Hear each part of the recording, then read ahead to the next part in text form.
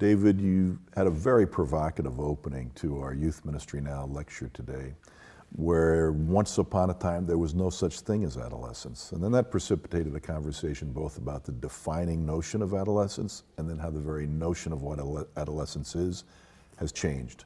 Could you share some of that with us?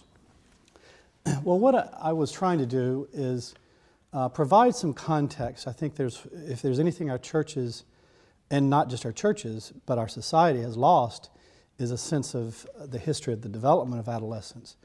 But there was a time when young people played a significant role in the village culture, in work and in social roles and in maintaining the common good and social equilibrium, working on behalf of justice and how with industrialization youth were removed from those roles and ultimately channeled into school systems and ultimately into educational and family structures that tend to, in my terms, kind of domesticate youth, prevent them from taking strong roles and prevent them from living fully into their sense of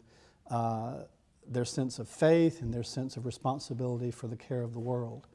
So I wanted us to have a sense of the development of adolescence and that, as you suggested, my conclusion is that adolescents currently live for longer than any other age cohort in the history of the world within the context of institutions where they have less than full power. And what that means is they're not cultivating their best gifts.